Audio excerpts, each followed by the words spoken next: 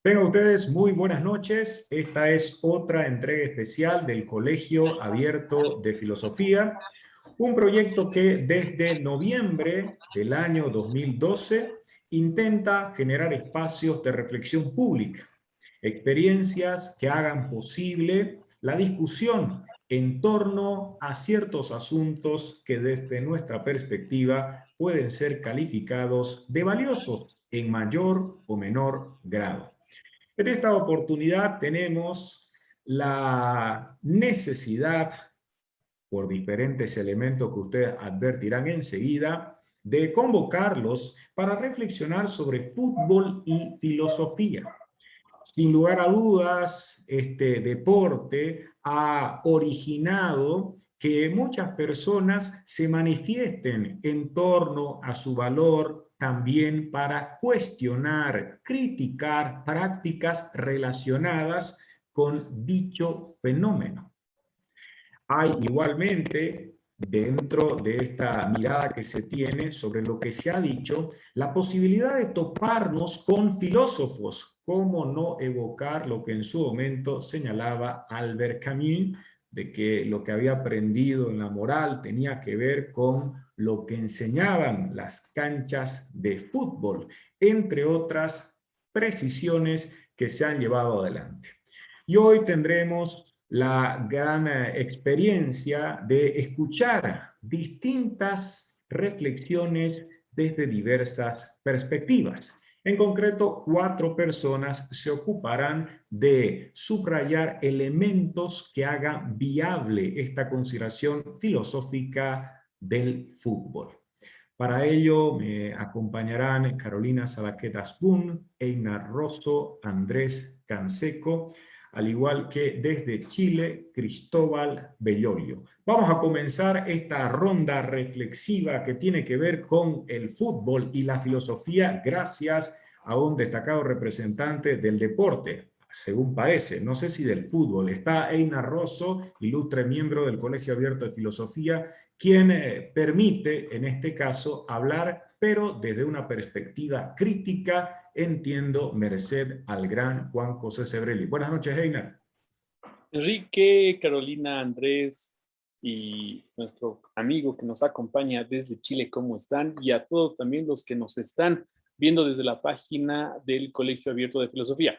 Y sí, así Enrique, como hacía ese apunte de que yo soy alguien que se ha dedicado al deporte, más me he ido por el básquet, pero sí también por esa afición de ir a las canchas a patear la pelota.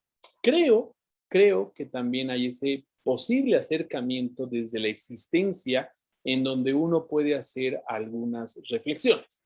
Comienzo entonces un poquito por ese momento y luego daré paso a la exposición desde Juan José Sebrelli, que publica este libro en 1998 que se llama La Era del Fútbol.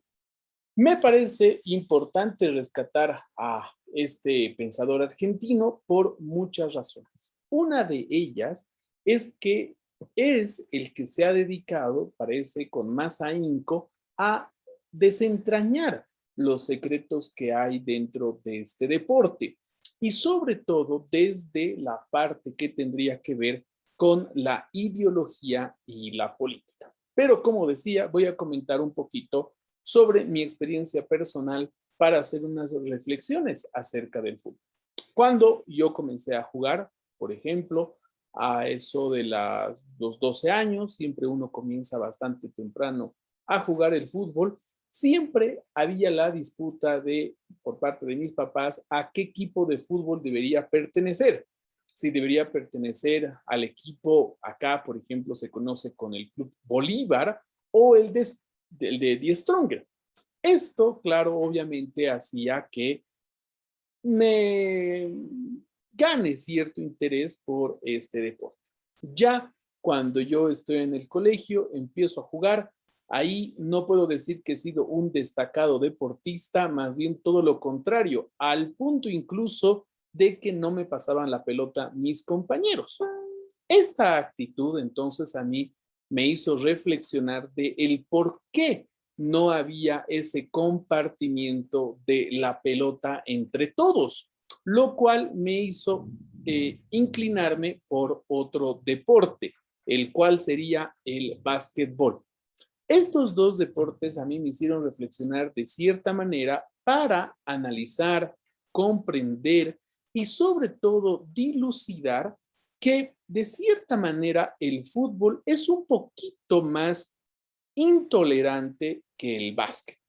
Por ejemplo, puntualizo, cuando una persona está jugando fútbol, por ejemplo, en la cancha, muchas veces los chicos, solo y únicamente los chicos, se disponen a ocupar toda la cancha.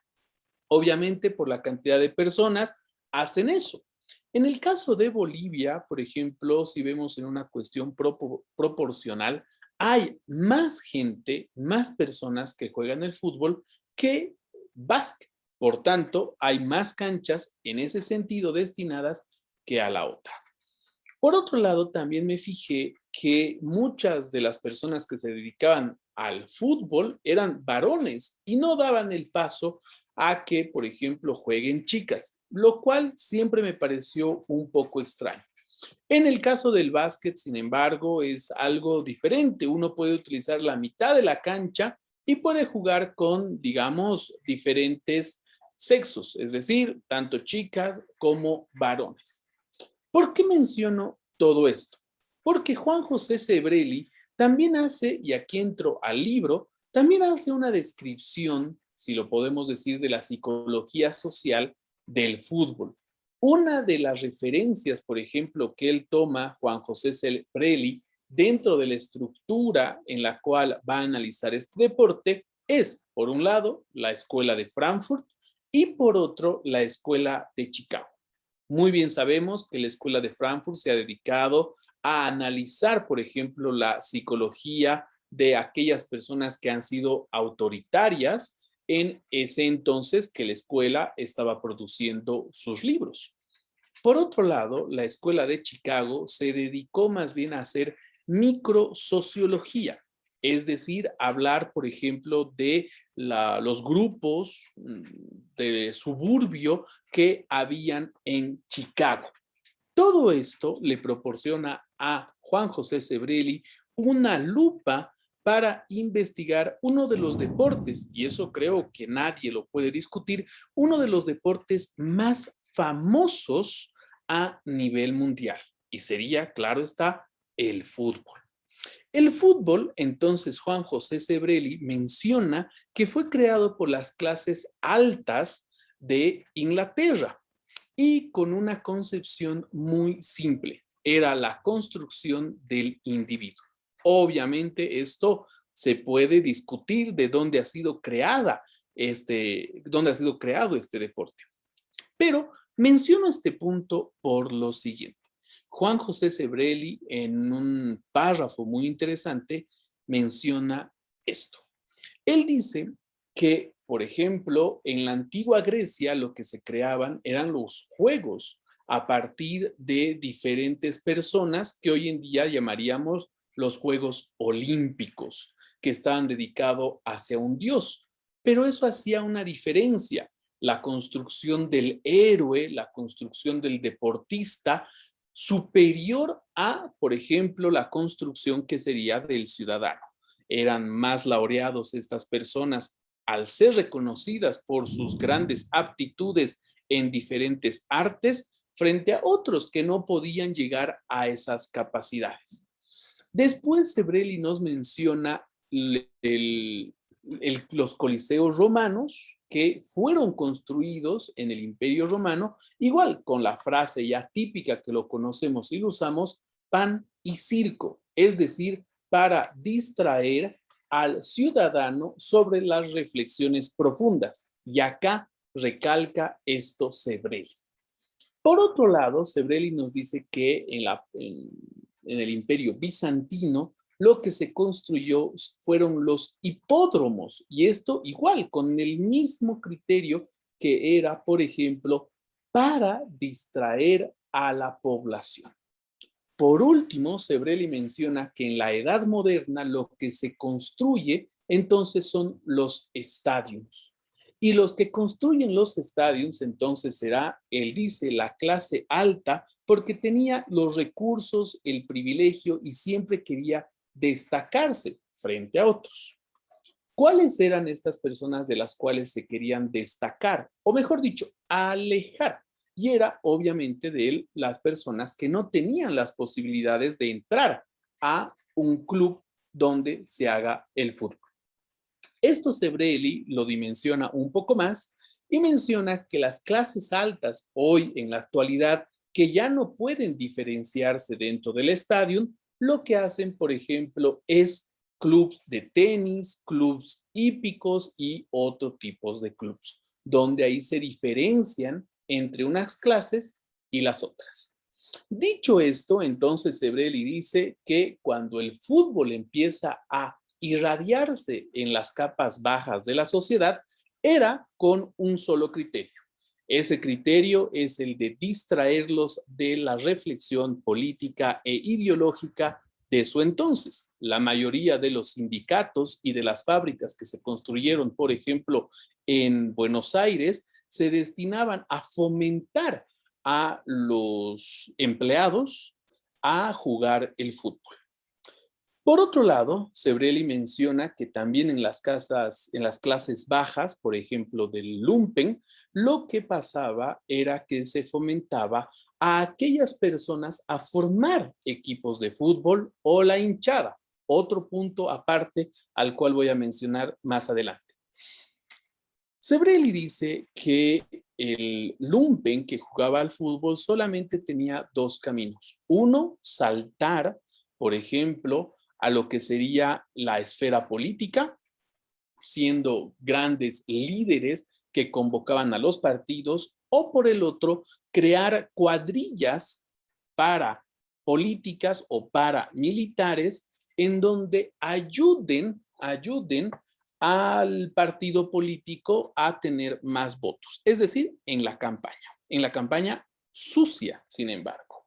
Esto lo que provoca entonces para Sebrelli es la construcción de la identidad nacional.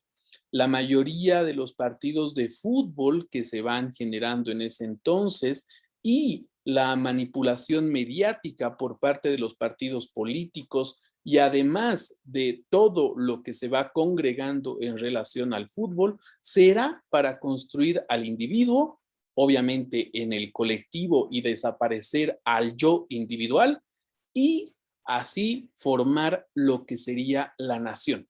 Acordémonos que en el siglo pasado, a mediados del siglo pasado y a comienzos, hubo un gran esfuerzo por la construcción nacional. Así lo podemos ver incluso en todos los países. En el caso de Bolivia no fue la excepción.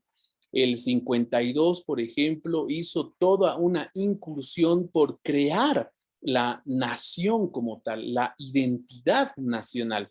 Y esto aquí me alejo un poquito de Sebrelli para mencionar lo que aquí se iba a hacer con la selección boliviana de fútbol en las varias reuniones que tuvo con Evo Morales. La selección boliviana de fútbol, por ejemplo, se acercó al presidente porque él es un fanático del fútbol. No se ha perdido en todos los años de su presidencia un mundial de fútbol. Y esto llama la atención y tiene que hacernos reflexionar y sobre todo preguntarnos el por qué quería hacer esto. Obviamente había una incursión ideológica para manipular a las masas. Las masas pierden, según Sebrelli, todo tipo de racionalidad porque se sumergen a la pasión que puede provocar el fútbol y que provoca, y por tanto esto hace que se pierdan realmente, e insiste Sebrelli en esto, en la capacidad reflexiva de las cosas importantes. Un dato final que menciono. Evo Morales, por ejemplo, antes de su salida forzosa, manifestó como proyecto político el de traer en el 2025 el Mundial de Fútbol a Bolivia.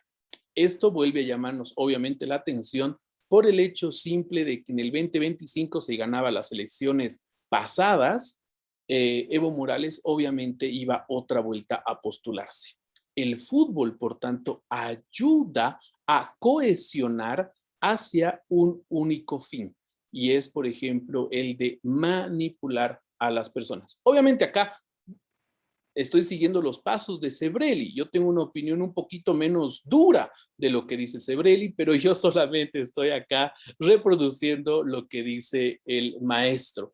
Termino con lo último en el caso de la hinchada, que sería, por ejemplo, esta pérdida del yo individual y este acercamiento que tiene al yo colectivo, donde se pierda toda capacidad crítica, y si somos un poquito kantianos ahí, diríamos que nos acercamos al infantilismo. Agradezco a todos ustedes por escuchar.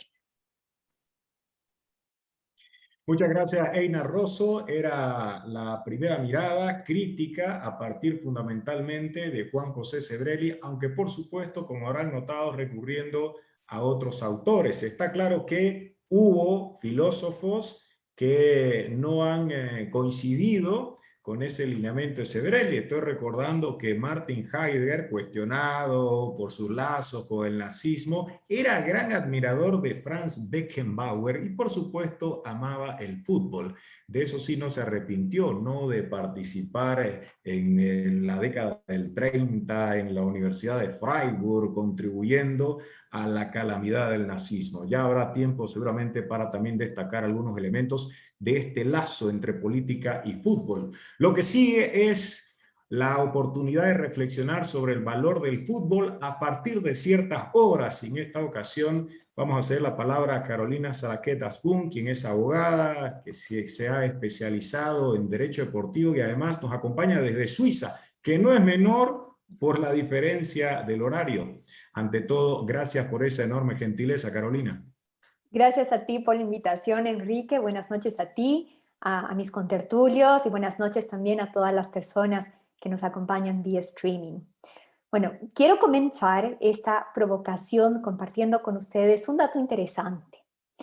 El último mundial, el Mundial de Rusia, tuvo una audiencia que alcanzó, según los datos de la FIFA, a 3.572 millones de personas. Es decir, más de la mitad del planeta disfrutó de la Copa del Mundo. Solo la final la siguieron en vivo un total de 1.120 millones de personas.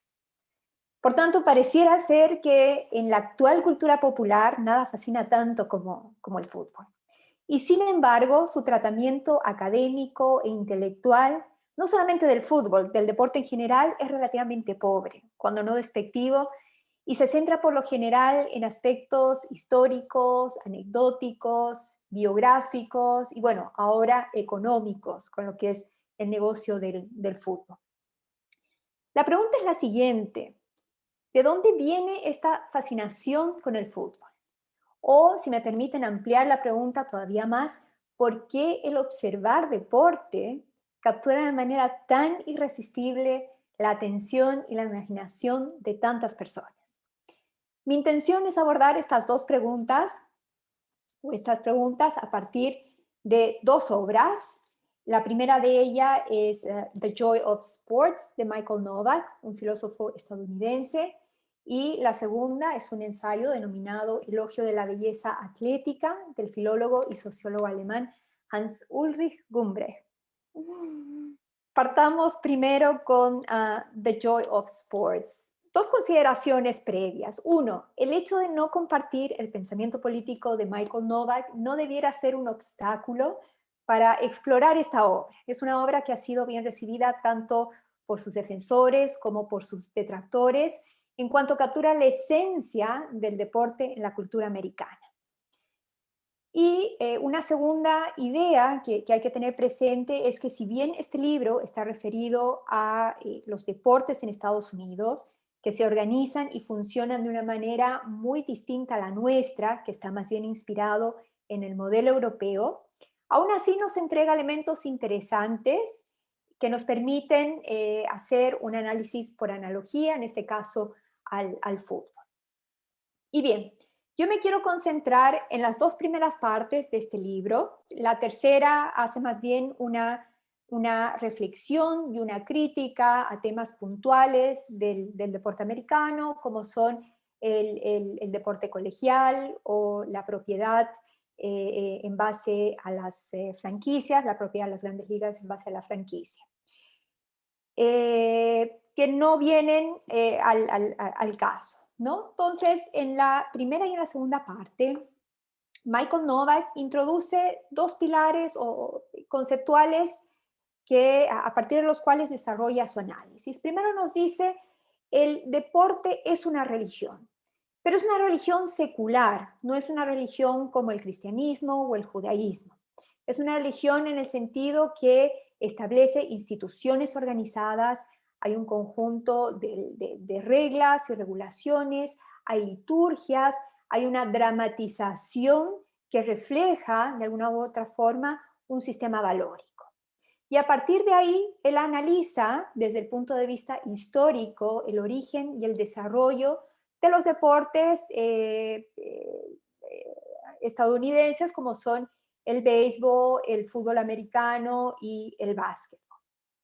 Así, por ejemplo, nos dice que el béisbol refleja los valores de los Founding Fathers, los padres fundadores de la patria, en cuanto establece un sistema de check and balance, pesos, los controles, establece también lo que es el valor del individuo, lo cuantificable, lo verificable. Y así sigue con el análisis, no me quiero detener mucho para continuar y canalizar estos elementos a lo que es el fútbol, el tema que nos convoca. Luego, él establece una serie de características que tiene el deporte y que en definitiva captura o produce la fascinación en los espectadores. Uno, él habla de que tiene un espacio sagrado. El deporte tiene un espacio y un tiempo sagrado, ¿no? El mejor ejemplo son los estadios. El uso que se da al estadio, de alguna u otra forma, está limitado al espectáculo deportivo propiamente tal. Y lo propio con los tiempos. Cada deporte tiene su tiempo especial, de acuerdo a las reglas, y es un tiempo que se relativiza, ¿no? La forma en la que se concibe o la concepción temporal en el deporte, tanto como atleta o espectador, es distinto del que uno tiene en la vida cotidiana.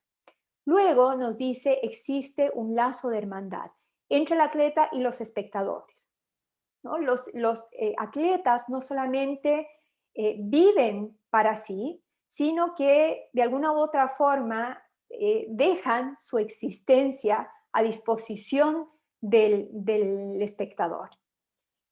También menciona lo que es el sentido de pertenencia, ¿no? El deporte genera un sentido de pertenencia a partir del cual se da esta construcción social a la que justamente hacía mención Einar. Y finalmente, él habla de una competencia, y una competencia que está asociada también a la incertidumbre, ¿no? Esta idea de incertidumbre, y todo ello también deviene en lo que vendría a ser el autodescubrimiento. Nosotros como ya sea atletas o espectadores, llegamos al límite de nuestras emociones, capacidades físicas, desde el punto de vista de los atletas, ¿no? Y es todas estas características del deporte lo que de alguna u otra forma le entregan su carácter metafísico, ¿no? Nos dice que el hombre experimenta en el deporte la esencia de sus cualidades humanas. De hecho, nos dice que jugar es la esencia de la libertad. En resumen, Michael Novak nos dice que el valor del deporte, y eso también es aplicable al fútbol, está en su cualidad de espacio de construcción social y además un espacio de construcción individual, ¿no? Construir nuestro carácter y de alguna u otra forma buscar esa excelencia a la que, según su visión, todo ser humano está llamado a alcanzar. Paralelamente, o en contraste, mejor dicho, Hans Ulrich, bueno, él parte de una crítica. Gumbrech nos dice que los discursos modernos sobre el deporte, con la excepción de la cobertura en vivo de los eventos deportivos, tienen una tendencia a minimizarlo o a mostrarlo como una actividad marginal, o bien desvían la atención del evento deportivo mismo y ceden a una lectura de un significado espiritual o función social, ¿no? Y frente a esta crítica, Gumbrech propone un elogio de la belleza atlética, entendiendo el elogio como una forma de resaltar la belleza e importancia en algo, o sea, no se trata de entrar a dar razones o justificaciones para la dignificación académica del deporte, sino de simplemente traer nuestra atención a él. Y es un elogio desarrollado a partir de una perspectiva del análisis, ¿no? O sea, analizar para entender qué es lo que nos fascina de los deportes, porque es ese entendimiento donde ocurre esta apreciación. Y nos dice, el objeto de análisis, o sea, esta perspectiva de análisis, va a estar centrada en los cuerpos y en los movimientos de los atletas, despojándolo de cualquier sentido de la trascendencia. O sea, vamos a analizar la belleza de un movimiento sin tener que convertir ese movimiento en algo de carácter espiritual o atribuirle una función social. Y lo vamos a hacer desde la perspectiva del espectador, no del atleta que practica el deporte. O sea, la obra de Gumbrech es un ensayo sobre los placeres del espectador deportivo. Ahora, Gumbrech desarrolla su análisis a partir de la siguiente premisa. Nos dice, la observación del deporte es una experiencia estética. Es decir, es un encuentro con la belleza que genera en nosotros una serie de emociones, sensaciones y sentimientos. Ahora, lo que él pregunta a partir de esta premisa es, bueno, ¿qué es lo que diferencia al deporte de las otras formas de experiencia estética como lo son la literatura, el arte o la música, por nombrar algunos? Y para responder esta pregunta, él entrega una serie de elementos partiendo por la definición del deporte, ¿no? Dice, el deporte es una forma de performance, o sea, cualquier tipo de movimiento corporal en la medida que lo observamos desde la cultura de la presencia, ¿no? O sea, como acciones que ocurren en un tiempo y en un espacio determinado, separadas de lo que es la intención de la gente que las ejecuta o separadas de todo significado ulterior o metafísico. O sea, los deportes no expresan nada, nos fascinan con los cuerpos que ocupan un espacio y un tiempo determinado y se adaptan a múltiples formas y funciones. Eso es lo que nos dice Gumbrech. Ahora, esta performance es penetrada por la actitud del arete. A ver, aquí Gumbrech utiliza los términos o las nociones de argón y arete. Argón entendía como esa competencia o esa domesticación de la lucha, como él la denomina, mediante un sistema de reglas y regulaciones. Y el arete entendido por la lucha de la excelencia. O sea, en este performance estos dos elementos están presentes, pero él destaca el arete, porque nos dice en el arete existe la competencia, pero en el argón, que es la competencia, no necesariamente hay esa búsqueda de la excelencia. Ahora, este performance, que es penetrada por la actitud del arete, se complementa con la percepción y el juicio del espectador. Y ahí Gumbrech nos habla o nos entrega una tipología de los objetos estéticos, ¿no? Nos dice, el placer del espectador no solo está dado por el resultado, las marcas o los récords, sino que existen distintas clases de fascinación deportiva. Y él enumera un par de ellas, ¿no? El esculpir cuerpos, por ejemplo, el enfrentar la muerte, el hecho de guardar la compostura frente a lo que vendría a ser la derrota o llevado en el extremo la muerte, eh, mostrar la gracia también, sobre todo en los deportes de pista, o hacer más complejo el potencial del cuerpo, o corporeizar determinadas formas. Y con respecto a los juegos de pelota, incluyendo el fútbol, nos dice que la fascinación está en este generar epifanías de forma. Ya me voy a referir a la idea de epifanía. Y finalmente, dentro de esta definición, él menciona el carácter insular de los deportes.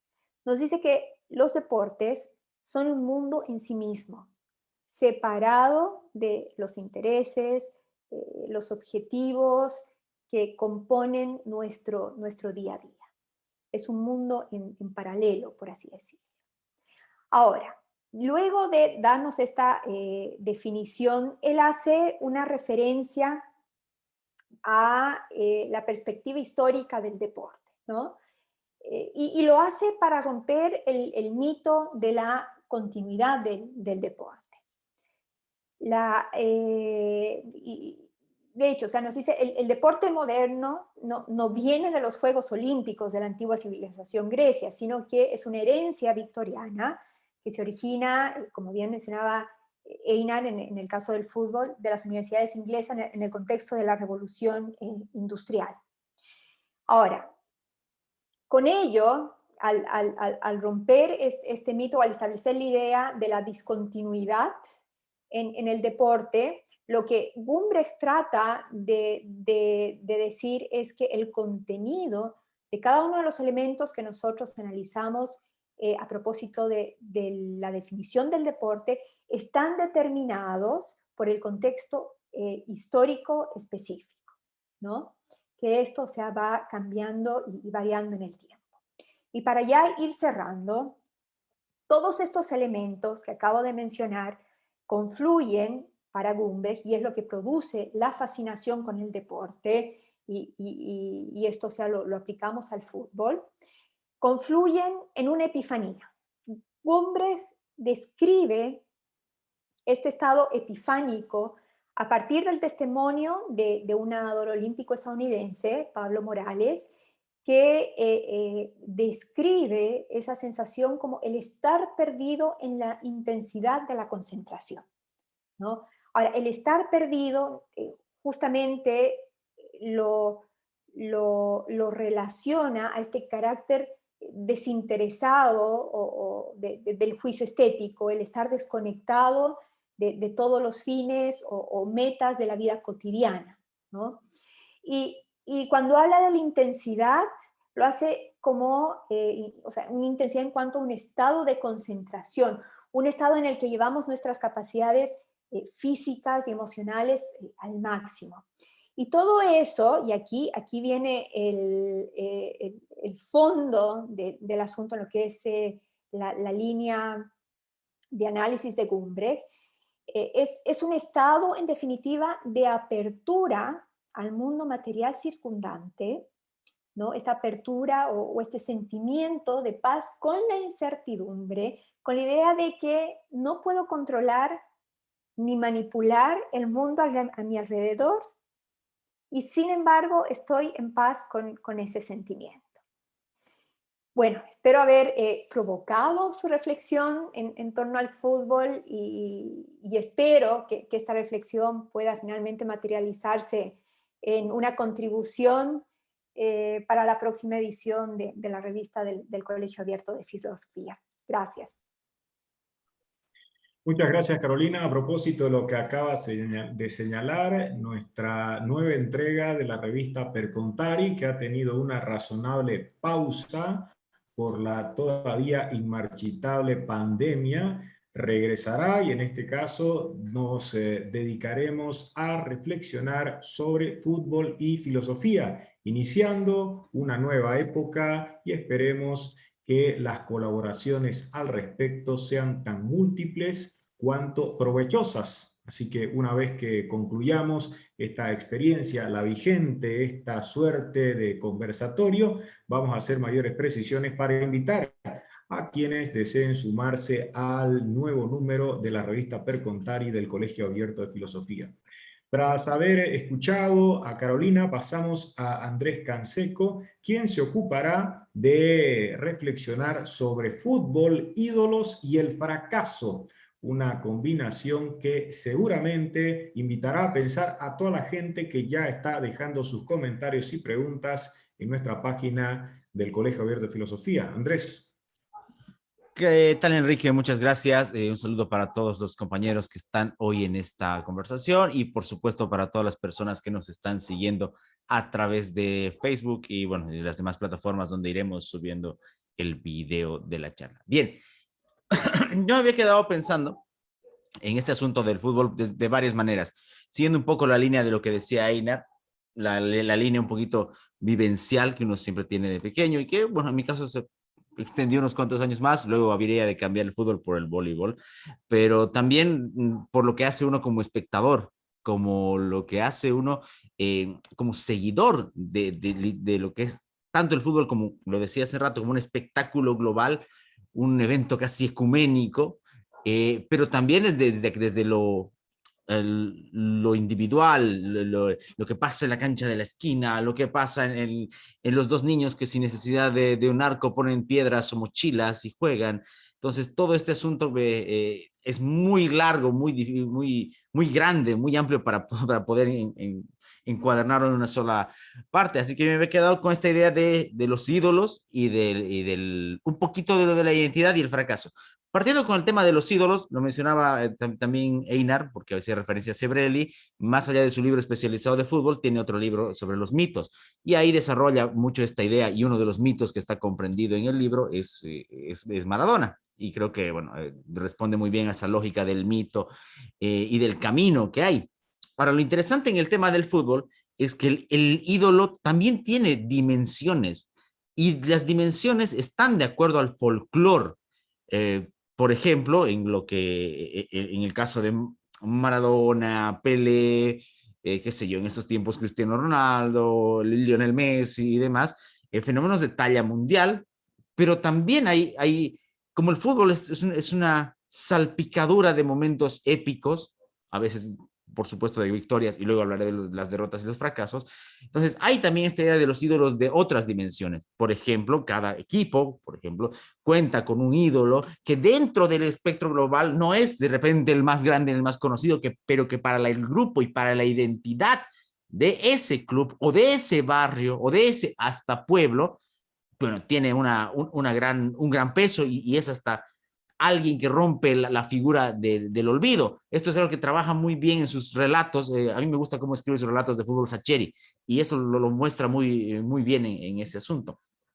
En la idea de lo regional también hay este asunto, ciertas rivalidades, bueno, que en otras ocasiones se degeneran ya en cuestiones violentas y demás, bueno, que ya es otra historia. Pero, por ejemplo, lo que él representa, un ídolo que juega para el Napoli, por un ejemplo, porque pueden ser varios, y que luego se va a jugar a un equipo de Milán, conociendo aparte las rivalidades, conociendo además las particularidades históricas que hay en este asunto. Entonces, la figura del ídolo, que inclusive cae un poco de esa figura o de ese altar que tiene por sus actuaciones. Un caso más del día, Koeman, por ejemplo. Koeman, para las nuevas generaciones, ¿quién es? Es un entrenador al que le fue muy mal en este periodo en el Barcelona Fútbol Club. Bueno, para las anteriores, Koeman es el héroe de una final de la primera Champions League que ganó el Barcelona. Entonces, la figura del ídolo no solo se mueve en un aspecto de lugar, sino de tiempo. Y aquí inclusive se cae mucho en esta falacia de, no, el tiempo pasado, la falacia del tiempo pasado mejor, que antes se jugaba diferente, el tema hasta de cómo era el deporte, bueno, etcétera. Y siempre está esa discusión que a ver, tiene su lado un poquito hasta lúdico porque es imposible de comprobar cómo se desarrollarían los jugadores de hace 30, 40 años en este tipo en esta forma de jugar que hay ahora. Inclusive lo que decía hace rato con el tema del tiempo, la manera en la que se identifica no solamente un niño, no solamente un jugador, sino hasta el espectador del deporte es muy diferente. Siempre hay este asunto de las redes sociales o ya desde hace algunos años el asunto de los videojuegos de fútbol, que también cambian un poco, porque antes, ¿quién era el ídolo? Era el del equipo cercano, al que se buscaba el autógrafo, cosa que ya casi ni existe, porque hemos reemplazado todo eso por la fotografía, por otras cosas, y que, bueno, ha reemplazado. Ahora vivimos en un fútbol mucho más globalizado, bueno, y eso da también para otro comentario en otro momento quizás, y creo que nos lo ponían en las preguntas sobre el papel de la FIFA. Eso es un tema muy, muy interesante. Pero bueno, entonces siguiendo esta lógica del ídolo, de su trayecto, de su camino, de su origen, porque generalmente, aunque no siempre puede pasar, el ídolo de algún equipo tiene una historia, tiene una épica, tiene un pasado muchas veces complicado para poder llegar a ese lugar. El origen humilde, las distancias que recorría, el rechazo de algún club previo, etcétera, etcétera, van configurando la figura de ese ídolo que, bueno, está ahí después y que se consagra. Y aquí creo que viene una parte ingrata. No sé si solo del fútbol, sino creo de la vida en general. Porque por ese ídolo o ese conjunto, ese puñado de ídolos que llegan, hay miles que no llegan, que no llegaron y que pasaron ese trayecto y que quizás en el último tramo, en el último impulso, en el último momento, bueno, por alguna razón hasta trágica como una lesión o cuestiones, qué sé yo, de otro tipo, caen en ese trayecto y dejan de ser considerados ídolos. Entonces, juega mucho con ese aspecto. Desde el punto de vista positivo, en el sentido de una mirada, de un ejemplo tal vez, y en el sentido negativo, ¿por qué? Porque pasa lo mismo que nos pasa a nosotros en el mundo de la filosofía, o en el mundo de la literatura, porque desprender al ídolo de su manejo del balón, de lo que hace en su vida privada, sigue siendo algo difícil aún. Sigue siendo complicado decir, oye, pero este tipo nos dio tantas copas o nos hizo este gol en tal momento y demás, pero resulta que en su vida no terminó teniendo demasiados problemas o terminó, sí, hasta cometiendo algún delito, no sé, pienso en casos harto conocidos. Entonces, ahí como que también está ese conflicto, insisto, que no es exclusivo del fútbol, pero que se nota más por la dimensión que tiene el fútbol. Y claro, por la exposición que también tiene lo que comentaba hace rato. O sea, a ver, lo que se dice siempre. Los bisabuelos dicen, sí, vimos jugar a Pelé. Ok, sí, podemos entrar a YouTube, hay unos cuantos videos de Pelé jugando, hay más videos de Maradona por el tiempo, pero por ejemplo lo que ahora vemos está en nuestros teléfonos, está grabado en ultra alta definición, está registrado desde varios planos. Entonces también eso, si bien facilita la visualización, de alguna manera genera una épica más de lo anterior. Porque uno siempre dirá cómo habrá sido antes, qué cosas habrá hecho y no habrán sido grabadas, cuántas gestas habrán existido y mucho más si retrocedemos en el tiempo. El caso, ya metiéndome al segundo punto, un poquito a lo que quería comentar de la identidad, el caso argentino es muy interesante en este aspecto. Las migraciones, la creación de los clubes y demás, no exclusivamente argentinos, pero lo comento porque es el más conocido de repente en Sudamérica, está unido a eso. O sea, uno puede ver los partidos en blanco y negro y además eran eventos, hasta se iba al estadio de manera más formal y demás. O sea, hay una identidad que se va arrastrando ya desde los inicios del siglo XX. Y cuando hablo de esta identidad, no solamente me refiero a una identidad barrial, local o nacional, que es lo que comentaba muy bien Einar, el juego del nacionalismo con el fútbol, sino también de una identidad política. Y aunque no creamos, esto va más allá del fútbol. Pienso en casos, por ejemplo, como en los famosos mundiales polémicos, ese mundial de Italia, que ya sabemos lo que pasó con el tema del fascismo, o el 78 en Argentina, jugándose aquel mundial en el que le gana a Holanda con los goles de Kempes, estando Vidal ahí, o sea, mucha presión política, algo que, insisto, va más allá del fútbol. Ya lo comentaba ahí con Enrique, lo hemos comentado también varias veces, el tema de las Olimpiadas en México, con lo que pasó con Tlatelolco.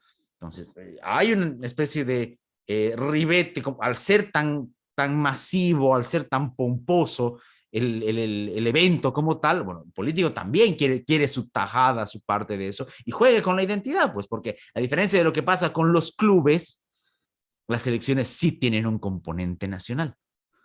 Tienen inmerso el tema nacionalista, aunque se diga que no, es obvio que lo existe. Incluso las rivalidades que a veces, insisto, degeneran en conflictos, degeneran en problemas, están obviamente marcadas por este asunto de la nacionalidad. Pienso ahora, por ejemplo, en este fenómeno de además de la identidad y de las escalas sociales.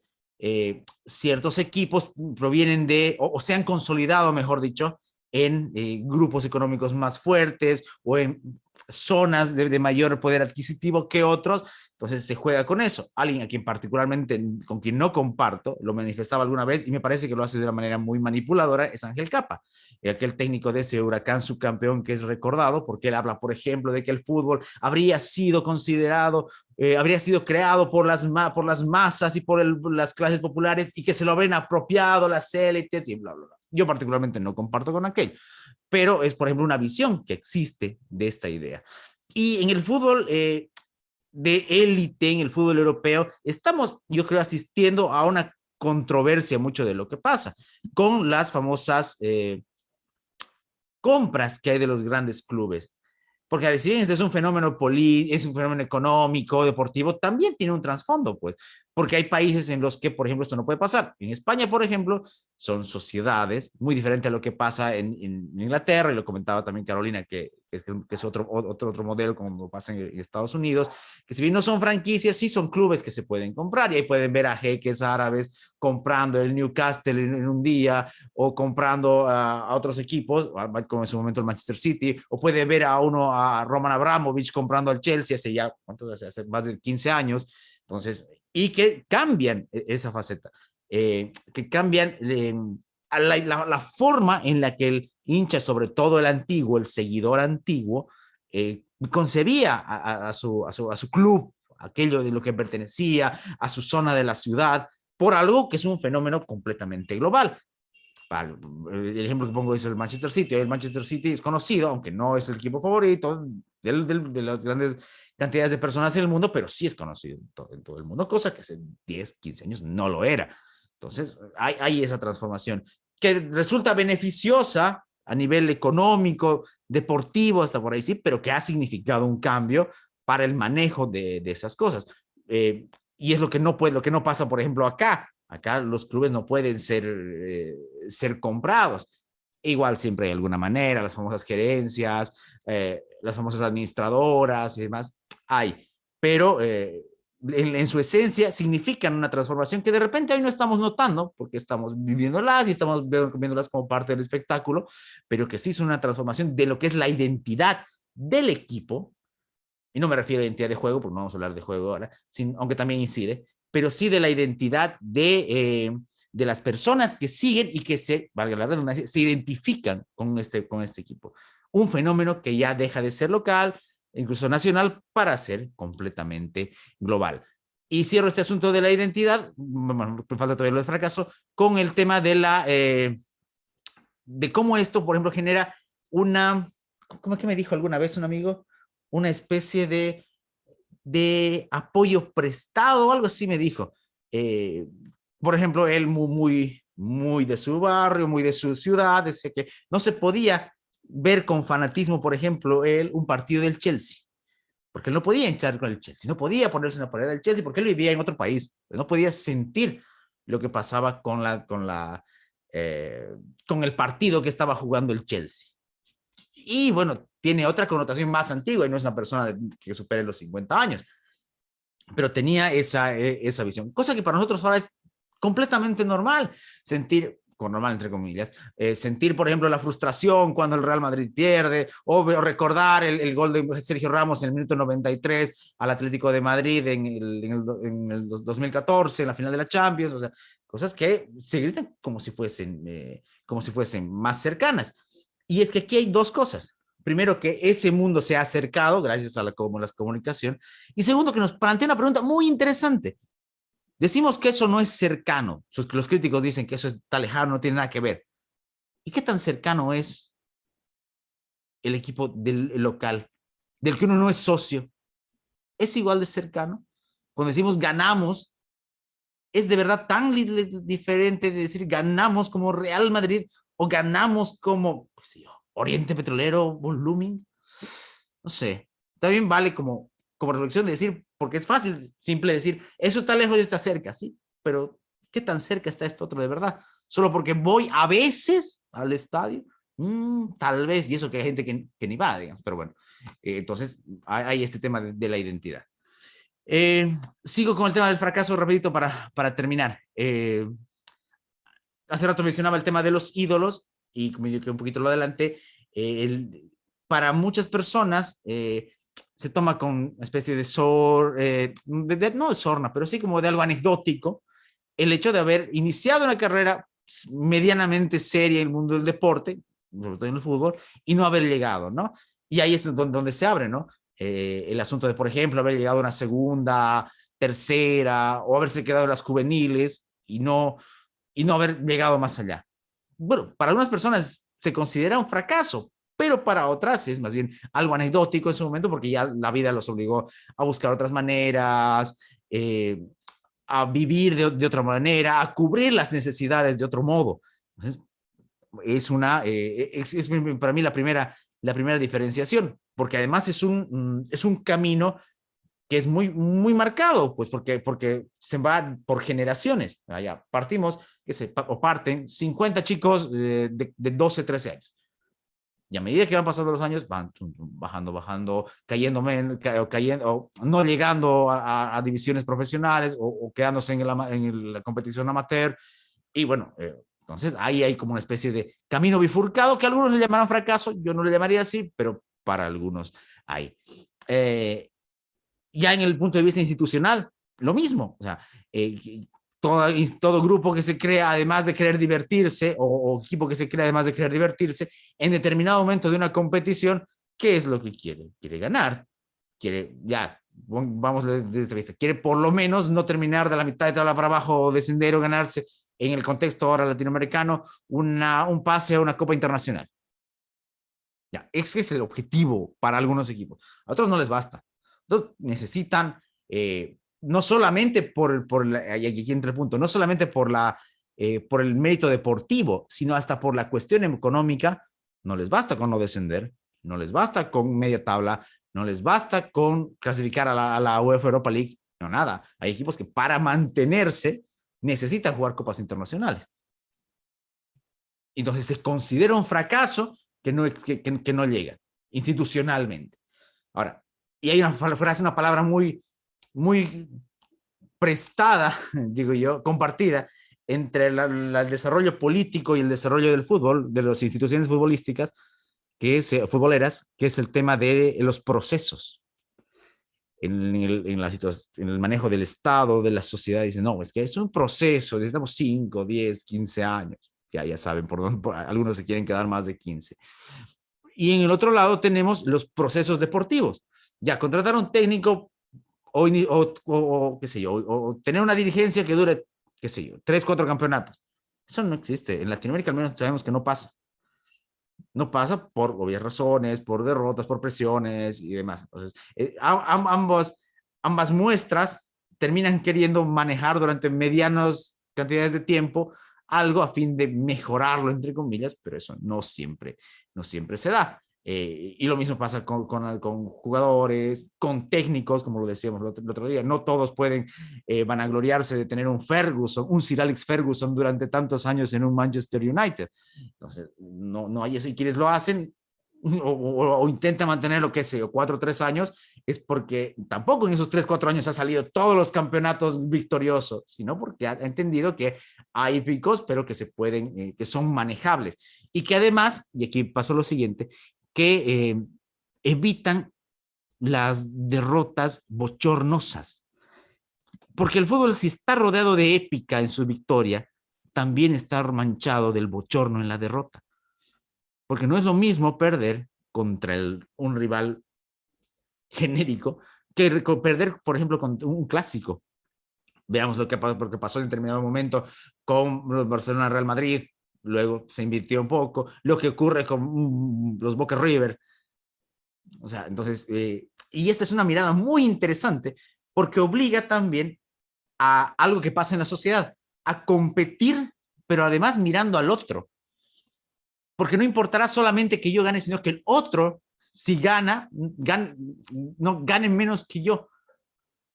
O que por último yo me salve en una tabla, en el naufragio, pero que el otro no. Que el otro, ese clásico rival, ese contendiente, ese rival sempiterno, no le vaya tan bien. Y condiciona al otro. Hasta su permanencia o existencia juega en aquello. Lo hablábamos también varias veces con un amigo que seguramente está viéndonos o nos va a ver algo, que es Brian Romero, con quien hablamos siempre de fútbol. ¿Qué pasa cuando el clásico rival se va o desciende? Claro, en el folclore decimos, no, sí, está bien, sí, hasta aparecerá la mofa y la burla, pero no se entienden muchas veces esos asuntos. Y su fracaso, porque un descenso es un fracaso, y fue muy fuerte, termina condicionando al que no se fue. Termina haciéndolo sentir incompleto de alguna manera. Y bueno, tiene trascendencias, ya lo he dicho, no solamente económicas, sino sociales y demás. Cierro ya porque ya me estoy extendiendo mucho y mezclando varias cosas con este asunto de que lo que comentaban también por ahí rápidamente, con el asunto de la estética relacionado al fracaso. Y esto en el fútbol se maneja mucho con el ganar como sea o ganar jugando bien. ¿Dónde entra la estética? O sea, sí, ya que me veo 7 veces en las cámaras disponibles el gol de Zidane en la final del 2001 contra el Bayer Leverkusen en la volea de zurda. Perfecto. Ok, pero ese gol vale tanto como el gol de rebote en otra final de la UEFA Champions League. O el gol de un equipo que se metió atrás y nunca jugó bien y por alguna razón ganó, como el Chelsea del 2012 de Di Matteo. Un técnico que después no apareció en nada y no le fue bien. Entonces, el ganar como sea no es tan como sea. Pero en el discurso está eso, está muy implantado el término de jugar bien, que en su momento España con el tiki-taka, o diferentes, o en su momento el fútbol holandés con el fútbol total, etcétera, etcétera. O sea, que también para algunos eso también está impregnado de mucha identidad, de juego. Eso también es discutible. Pero que en el caso, por ejemplo, de ganar como sea, implica a veces una renuncia a ese sentido de identidad estético. Y por evitar el fracaso, por eso es que los vinculaba, por evitar el fracaso, no importa si nos colgamos los 11 atrás y defendemos, pero hay que evitar la derrota y mucho más si nos provoca un bochorno contra el clásico rival. Muchas gracias, Andrés. Por si alguien tuviese dudas al respecto, Andrés es hincha del Real Madrid y por esa razón hasta ha celebrado derrotas sistemáticas de Barcelona. Es perfectamente posible, sin embargo, que uno encuentre compatibilidad en ser hincha del Real Madrid, la reflexión filosófica. De hecho, el mes pasado nosotros tuvimos a don Antonio Escotado, quien ha escrito y bastante sobre fútbol y además ha destacado la importancia del madridismo. Escotado, entre otras cosas, es un notable representante del liberalismo, incluso libertario desde el punto de vista de la libertad sexual. No todos conocemos las noches libertinas del maestro, y el liberalismo nos puede conducir a varios destinos, entre estos hasta Chile, porque allí se encuentra Cristóbal Bellolio, quien además de ser doctor en filosofía política y profesor de la Universidad Andrés Ibáñez, es también un pensador que tiene que ver con ese mundo de la libertad. Buenas noches, Cristóbal, y adelante en este caso para hablarnos sobre la justicia del fútbol. ¿Qué tal? ¿Me escuchan bien o no? Sí, perfecto. Ya, que estoy en una fiesta, bueno. Hubo una cierta descoordinación original con la fecha, así que ahora estoy en una inauguración donde pedí un lugar más aislado, más reservado, así que espero que me escuchen bien y no sean los beats de fondo los que se lleven. Oye, me ha parecido fascinante, muy interesante aprender. No sabía que Escotado había escrito de fútbol, soy muy ignorante de todos los autores que han presentado previamente. No estoy enteramente seguro la razón por la cual me invitó Carolina, que le estoy muy agradecido de esta invitación a todos ustedes para hablar sobre este tema. He escrito poco, pero he reflexionado, creo, bastante sobre la relación entre el fútbol y justicia, o la justicia del fútbol, para decirlo de una manera distinta. Creo que hay ciertos conceptos que usualmente usamos en la teoría política para referirnos a lo que es justicia, que de alguna manera tienen su símil, su espejo, en lo que ocurre dentro de una cancha. Y de hecho, los comentarios que hacía Andrés respecto del gol bonito, del gol feo, ¿cierto? Ganar bien, ganar mal, ganar con Menotti, ganar con Bilardo, ¿cierto? Para Chile sería como Bielsa o Nelson Acosta. De alguna manera también tiene que ver con una distinción que hace la teoría política liberal entre la justicia procedimental y la justicia sustantiva, ¿cierto? Uno tiende a creer que la justicia procedimental es aquella que asigna al resultado la virtud de la justicia por la corrección del procedimiento, ¿cierto? Si sigues bien las reglas, independiente cuál sea el resultado, será justo en la medida que se siguieron las reglas, ¿cierto? Esa es la justicia procedimental. Por lo tanto, un 1-0 con un gol de rodilla en el último minuto vale lo mismo que la volea de Zidane. Y la justicia sustantiva, en cambio, es ese partido que muerdes la rabia porque tu equipo llegó 15 veces, el otro llegó una sola vez, hizo el gol y dices, merecimos ganar. Y ocupas el concepto merecer, como si fuese una especie de proxy de justicia, ¿cierto? Porque de alguna manera estamos también relativamente socializados con esa idea. El mérito genera una desigualdad permisible, ¿cierto? Una desigualdad legítima, justa, como la queremos llamar. Entonces me parece que una primera aproximación a lo que ocurre dentro de una cancha de fútbol tiene que ver con la diferencia con la que ocupamos el concepto de justicia para referirnos a un resultado. Este fue un justo resultado desde el punto de vista de que reflejó lo que ocurrió en la cancha desde un punto de vista sustantivo, quién llegó más, incluso quién lo mereció, ¿eh? Y eso ya nos mete en otras honduras. Un tipo que tiene muchas aptitudes y otro que se esforzó demasiado y perdió.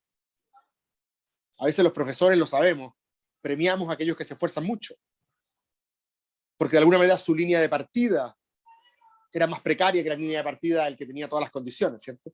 Pero bueno, ahí están todas las ideas más sustantivas. Y de hecho, parte de las acciones afirmativas hoy día en el mundo político tienen que ver con el rechazo de lo procedimental como si fuera neutro. No sé si me explico. El rechazo de lo procedimental como si fuese neutro, y justamente tú estás diciendo, tú partes ganando 2-0, porque te costó más. Imaginémonos que mañana Bolivia, en el próximo Mundial, partiera ganando 2-0 contra Alemania. ¿Cuál sería la justificación? Desde el punto de vista sustantivo, ¿cierto?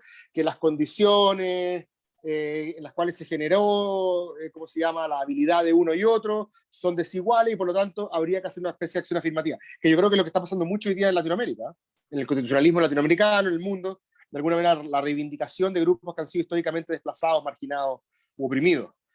quién hizo las reglas. Y la denuncia de que las reglas, los procedimientos son hegemónicos y no reflejan realmente la diversidad. Imagínate mañana las reglas las hubiera hecho, para volver al ejemplo, Bolivia, que para estos efectos igual que Chile y Perú, promedio máximo, ¿cuánto debe ser? O sea, promedio, altura promedio, 1,70, 1,68, por ahí, o sea, bajo relativamente. Imaginémonos mañana nos juntáramos con los alemanes, Chile, Perú, Bolivia, con Alemania, Suecia y Noruega, a definir si valen los goles de cabeza o no. Si es que probablemente Chile, Perú y Bolivia hubieran participado del origen de las reglas del fútbol, probablemente habrían dicho, compadre, bueno, gol de cabeza vale medio. Y si hubiesen sido los noruegos los que han inventado el fútbol, probablemente, y si hubieran sabido que jugaban contra Chile, Bolivia y Perú, hubieran dicho, Diego, gol de cabeza vale 2. Cada uno aprovecha las circunstancias que tiene para muchas veces la posición negociadora imponer sus términos. De ahí la idea de la racionalidad imparcial, ¿cierto? Ahí la idea de que no sabemos con qué condiciones entramos al juego y aún así pactamos reglas porque consideramos de que son justas para todos. Yo no estoy enteramente seguro de que las reglas del fútbol actual sean justas para todos. Creo que hay un cierto biotipo físico que obtiene ciertas ventajas, pero no me quiero poner tan posmoderno al respecto. Quiero decir que de alguna manera esas reglas nos generan incluso más lealtad a veces, y creo que por eso los británicos inventaron esto, más lealtad que los colores que defendemos. Déjeme frasearlo de una manera distinta. Si tú y yo nos enfrentamos en un campo de juego y tú me ganas a mí, y me ganas, como se dice a veces en el fútbol, me ganaste bien ganado, fuiste mejor que yo, ¿cierto? No fue porque me expulsaron un jugador, no fue porque me cobraron un penal trucho, un penal ficticio, ¿cierto? Sino que me ganaste bien. Termina el partido, yo me acerco al círculo central, te doy la mano, te miro los ojos y te digo, buen partido. No me voy masticando esa rabia que alimenta el deseo de revancha, ¿cierto? Porque cuando yo me voy masticando la rabia y digo, compadre, tú me hiciste un golpe de estado a mí, yo te lo voy a hacer de vuelta.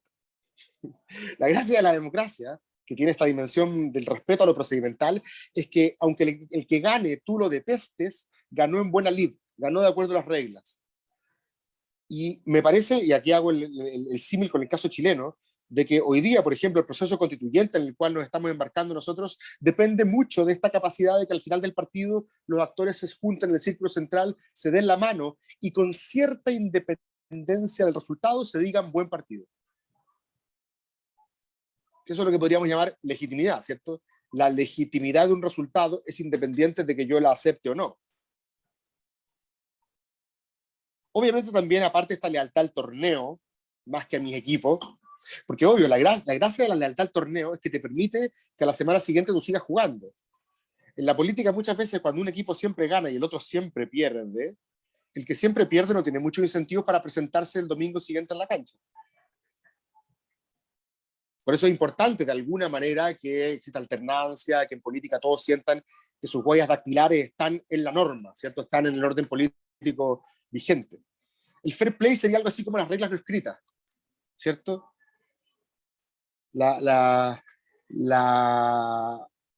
Aquello que podríamos llamar como una ética de ciudadanía. De hecho, hay una pregunta que yo siempre me he hecho y la comparto con ustedes. Cuando Suárez hizo la mano en la semifinal, no, perdón, en los cuartos de final con Ghana, ¿cierto? El penal que se perdió después a Samoa Gyan, creo. Cuando Suárez hace la mano. Para el mundo británico, yo viví muchos años en Londres, por lo tanto, cuando ustedes recién hablaban, no sé si era Einar o Carolina, cuando hablaban del origen del fútbol, y los británicos haciéndolo, los británicos cuando vieron lo de Suárez dijeron, esto es inconcebible. Esto está fuera de las reglas, lo que acaba de decir es contra el espíritu del juego. Pero anda a preguntar al uruguayo. El uruguayo te va a decir, flaco, esto, o sea, obviamente él hizo algo que no se debía de acuerdo a la regla, pero la sanción es parte de la regla también. Por lo tanto, queda de alguna manera justificado. Él pagó, se cobró penal, el penal se perdió, lo siento. Pero la jugada era legítimo que él pusiera la mano. Según los británicos, el hecho que él pusiera la mano es legítimo.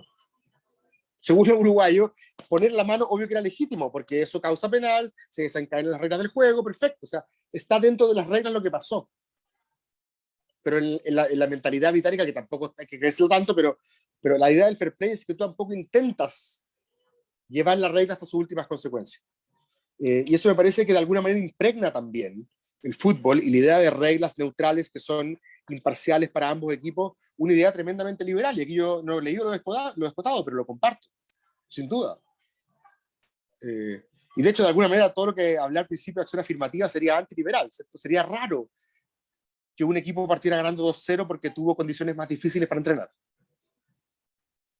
¿Cierto? No sonaría raro. De hecho, hace un tiempo atrás estuve en Chile, ¿cómo se llama este libertario que está tratando de hacer como un puente entre Rawls y Hayek? John Tomasi. Y estuvimos hablando harto de esto, de fútbol y justicia, y deporte y justicia. Y nos dimos cuenta de un detalle interesante a propósito de si partes de cero o no, porque el liberalismo, como todos sabemos, es una doctrina que justifica la desigualdad. La pregunta es cuánto y por qué. Todos los equipos parten con 0 puntos al principio del campeonato, y al final del campeonato uno es campeón. Los otros tienen distinto puntaje hasta el último que pasa a segunda división, lo que fuese, ¿cierto? Hay desigualdad, pero consideramos que esa desigualdad es justa en la medida de que fue el resultado de un procedimiento que todos acordamos que eran las reglas de los partidos, ¿cierto? Ok, pero hay desigualdad. Lo interesante es que todos parten en 0, pero sabemos que Real Madrid y Barcelona, para seguir el ejemplo de antes, ¿cierto?, parten con una plantilla mucho más millonaria que la del Getafe o la de, no sé, el Valladolid, ¿cierto? Parten de 0, pero tienen equipos mucho más poderosos para sacar ventaja al tiro, rápidamente, como decimos, rápido al tiro decimos en Chile. Yo sé que en general eso ni siquiera opera. En la vida real, que no hay mucha igualdad de oportunidades ni meritocracia, las élites se las arreglan para aventajar a sus hijos y que la carrera de la vida la partan lo más adelante posible. Pero imaginémonos que la vida fuese como el torneo español, donde los hijos de los que fueron al doctorado en Harvard parten igual donde están los hijos de los que fueron, no sé, el personal del aseo de la municipalidad. Quizá igual le sacaría ventaja el hijo del que estudió en Harvard por su capital cultural, ¿cierto? Pero ya que partieron de 0, ya sería radical. Bueno, lo interesante es que en el sistema norteamericano, que uno piensa que es más libertario que socialdemócrata, ¿cierto? Comparando con Europa, tanto en la NBA como, si no me equivoco, en el hockey, el draft hace que el equipo que le fue mejor sea el último en elegir al que viene de la universidad, al mejor que viene, ¿cierto? Y el equipo que sale último es el que elige primero en el draft. ¿Se han fijado de ese detalle que en el fútbol no existe? En el fútbol nuestro, latinoamericano, europeo, no existe. En el fútbol nuestro, el que le va mejor y tiene más plata, compra mejores jugadores, punto. Se le pone un tope nomás, ¿cierto? Pero de alguna manera siempre está reproduciendo la desigualdad. En el deporte norteamericano, la razón por la cual no hay un equipo que domine tantos años todo el deporte, como ocurre en los otros países, es porque el sistema está hecho de tal manera que de alguna manera subsidia la competitividad de los que menos tienen. El equipo que sale último elige primero en el draft. Sería como que el Getafe, ¿cachai? Si va a llegar Lukaku a la Liga Española, el Getafe se trae a Lukaku y el Real Madrid le toca elegir a Ben Brereton. O sea, no por hablar mal de Ben Brereton, como al que viene de segunda división de Inglaterra. Que me parece tremendamente interesante. Finalmente, quería hacer una reflexión sobre Bielsa, a propósito del kantianismo que alguien mencionó, no me acuerdo quién fue, y sobre la crítica feminista al fútbol. Dos puntos muy, muy cortos. El primero sobre Bielsa, que yo creo que sí encarna una especie de filosofía kantiana, porque Bielsa dice, no me importa tanto el resultado, sino lo importante, como siempre decía él, es la nobleza de los medios utilizados, ¿cierto? Lo que lo pone en las antípodas de un utilitarismo crudo, que lo único que importa es ganar, ¿cierto? Y Bielsa además decía que el fracaso es la constante en el fútbol, que el triunfo es excepcional. Yo no sé cuánto se puede homologar esto a también un poco la jerarquía socioeconómica en las sociedades contemporáneas, ¿cierto? ¿Será, como algunos dicen, la pobreza el estado natural? ¿Será como el fracaso el estado natural? Y la excepcionalidad es el éxito, ¿cierto? Eso es una reflexión que me genera. Pero la idea de Bielsa muchas veces que ha sido tratado, o sea, hay mucha gente que trata de atribuírselo, como que representara sus valores por jugar al ataque de manera osada, ¿cierto? Pero el valor de Bielsa no es ese. El valor de Bielsa es su anticonsecuencialismo. es el respeto a ciertos principios, que no necesariamente tienen que ver con lo estético, yo entiendo el punto estético, ¿eh? Pero tiene mucho más que ver con la idea de jugar de acuerdo a un cierto credo, un cierto dogma, ¿cierto? Y respecto a la crítica feminista, estaba dirigiendo una tesis hace poco sobre una niña que estaba haciendo la crítica feminista al liberalismo y a la ciencia. Y lo interesante de la tesis de ella era que la crítica feminista al liberalismo y la ciencia se parecían en su estructura. En ambos casos había una versión reformista y en ambos casos había una versión más rupturista, ¿cierto? La versión reformista del feminismo al liberalismo sería: el liberalismo está bien, pero tiene que incorporar esta otra dimensión. En el caso de la ciencia lo mismo, la ciencia está bien como método, pero tiene que incorporar la mirada, la epistemología feminista, más temas feministas, más investigadores feministas. En el caso de la crítica rupturista es cortar con el liberalismo y cortar con la ciencia, porque sencillamente no sirven como punto objetivo para ambos géneros. Me pregunto qué ocurre respecto del fútbol. Y respecto al fútbol me imagino que también debe haber una crítica feminista reformista y una rupturista. La reformista dice que haya más mujeres que jueguen, ¿cierto? El problema del machismo del fútbol tiene que ver con que hoy día los hombres lo dominan, ellos ganan más, etc. Entonces una crítica feminista al fútbol desde el punto de vista reformista sería que jueguen más mujeres, que se les pague lo mismo, que se les dé la misma cobertura, etc. ¿cierto? En cambio, la crítica rupturista feminista al fútbol sería algo así como: no, por esencia, esto competitivo, que te golpea, etc., no es algo que las mujeres tengan que hacer igual que el hombre, sino que es inherentemente patriarcal. Me parece que también sería interesante invitar a mujeres a participar de esta discusión, que yo no sé cuánta literatura tenga, puede que sea de mi ignorancia, obviamente. Pero creo que también podría distinguirse una crítica reformista y una rupturista respecto del fútbol. Por eso quería compartir esas reflexiones nomás. Muchas gracias, Cristóbal. Tenemos varias preguntas, pero vamos a escoger algunas, entre otras razones, para no interrumpir más la celebración nocturna que está teniendo Cristóbal. Voy a partir con él, ya que fue el último en tomar la palabra, en este caso. Hace 100 años nacía, no exactamente hoy, pero sí en cuanto a los años, John Rawls, y hace 50 años se publicaba su gran obra Teoría de la Justicia. Se ha hablado de la justicia del fútbol. Y hay una persona que deja acá un comentario que desde luego ha sido provocado seguramente por lo que ya nos indicaba Cristóbal. Rodrigo Poma dice: el fútbol es, desde mi ver, la eterna repetición de lo que Rawls denominaría como justicia procedimental imperfecta, ya que si bien hay un principio de justicia, el procedimiento no asegura dicha justicia. ¿Concordaríamos en este caso, Cristóbal, con él, o desde la perspectiva de Rawls se podría decir algo más allá de criticarlo, obviamente?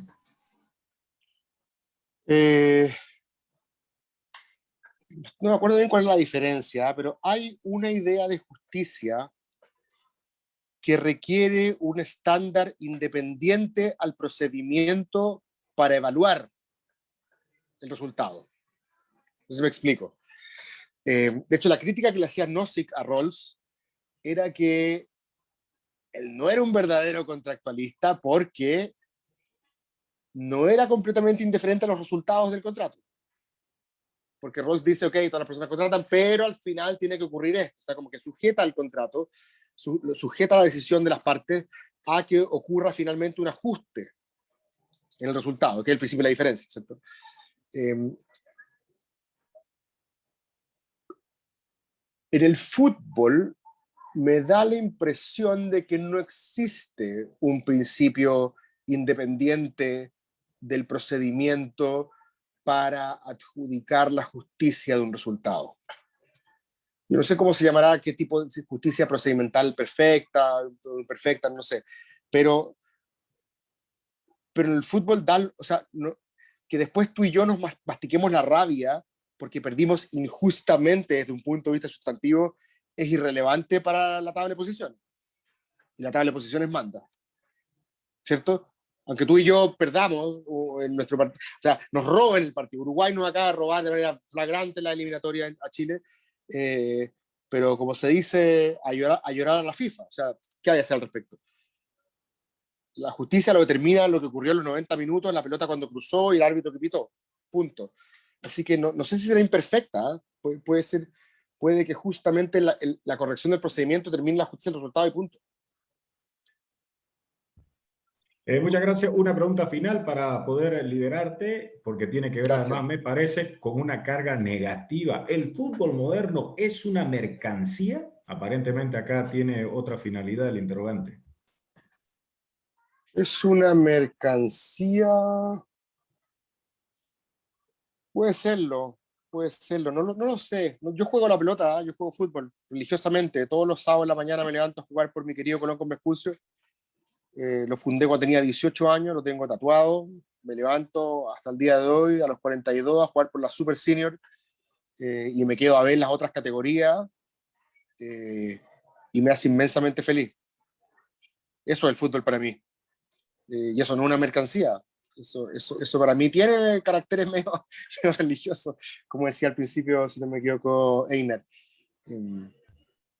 Si el fútbol industria es una mercancía o no, no sé si me parece la observación más relevante. Puede que sí, pero lo que me interesa a mí es encontrar cuál es la lógica de buscar competencia a partir de reglas y de legitimar el resultado, que considera que unos son ganadores y otros perdedores, y de qué manera eso podría o no tener un reflejo en lo que ocurre en la política. Eso es lo que me parece fascinante.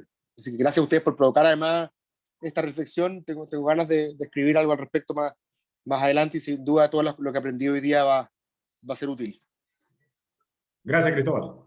Gracias a ustedes, muchachos, que estén bien.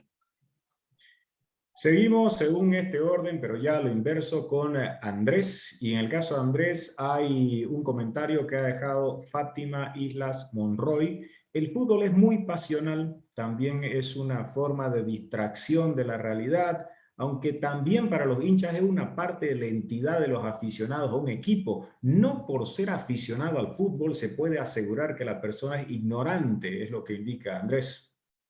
Sí, completamente. A ver, es que, a ver, vamos por dos. Primero, que son distracciones, claro, como puede ser la música, como puede ser el rock, como pueden ser muchísimas actividades, y que, y que es, a ver, sí, vuelvo a la idea que nos dice, son a veces hasta escapismos de ciertos problemas y de ciertas realidades.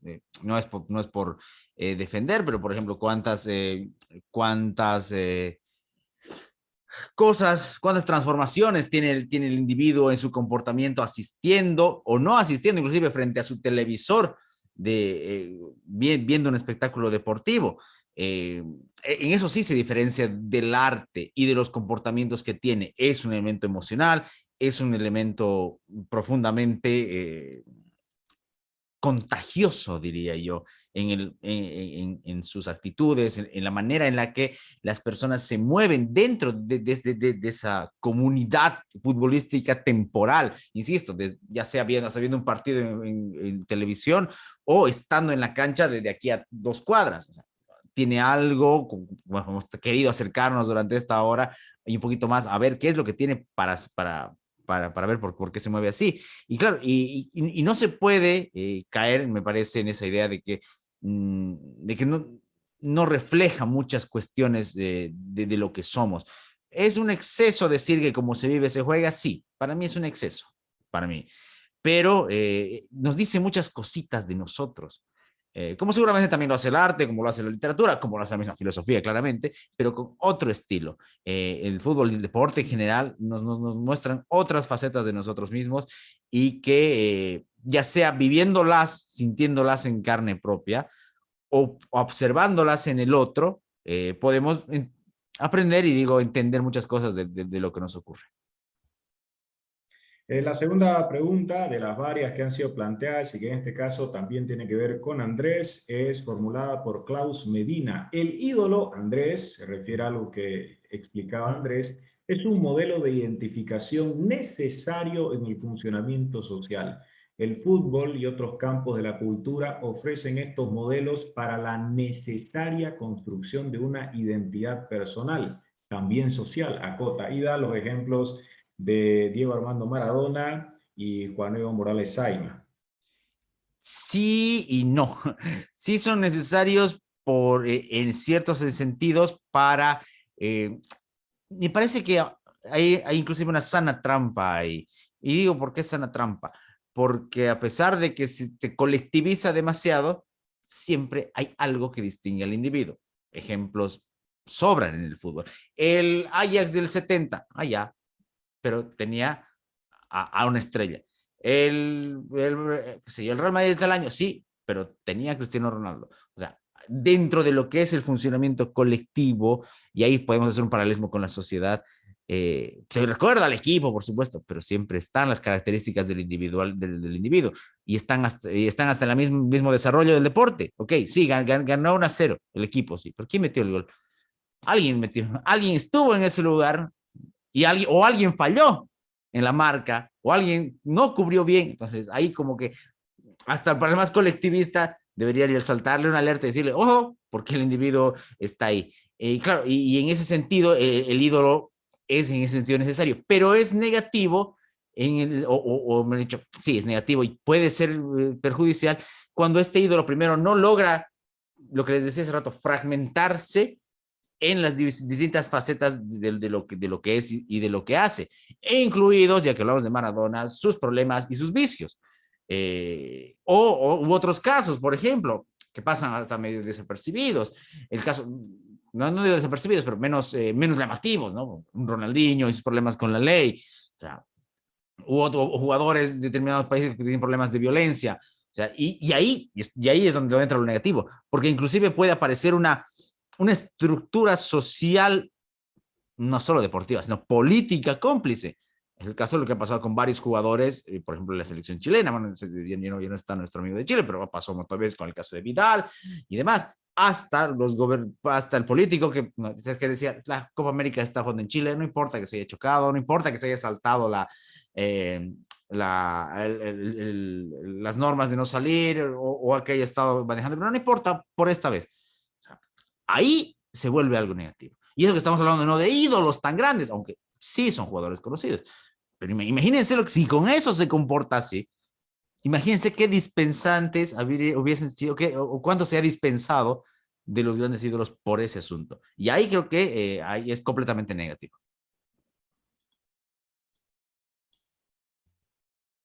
Muchas gracias, Andrés. Pasamos a don Einar Rosso, que como todos recordarán, realizó reflexiones de importancia, incluyendo en este ejercicio filosófico a Juan José Sebrelli. Lo de Sebrelli pasaba por una mirada que tiene que ver con la filosofía, al igual que la sociología. Julián Domingo Maguiña Concha dice: ¿por qué esta hegemonía del deporte para el fútbol y no para otros deportes? Es su pregunta. ¿Son estas definiciones o conceptos, temas aplicados intencionalmente o hay una confluencia porque sabemos que los futbolistas no son los deportistas más costosos ni los más mediáticos? Entonces, ¿a qué variable atribuye esto? Es lo que se pregunta tratando de explicar este fenómeno social, Einar.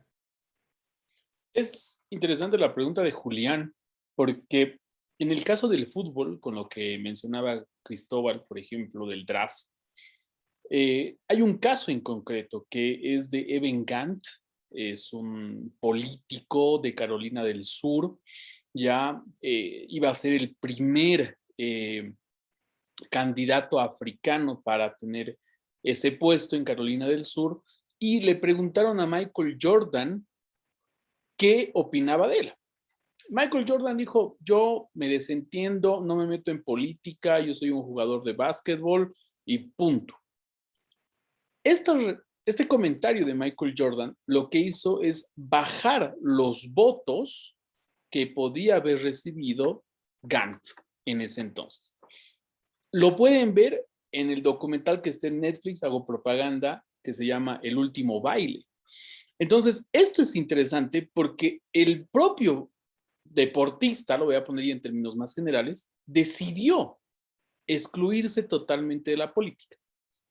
Eso, por ejemplo, no pasó con Diego Armando Maradona, que iba y venía, por ejemplo, a hacer de moderador, de alguien que insuflaba a las barras, por ejemplo, que tenía Maduro y Chávez en Venezuela, o que iba y se acercaba, por ejemplo, para tener ciertas ventajas que hoy en día se han develado, se han destapado y que han dado una mirada digamos, cómplice los medios de comunicación con el caso de Cuba y la trata de esta niña que Diego Armando Maradona se la llevó a Argentina.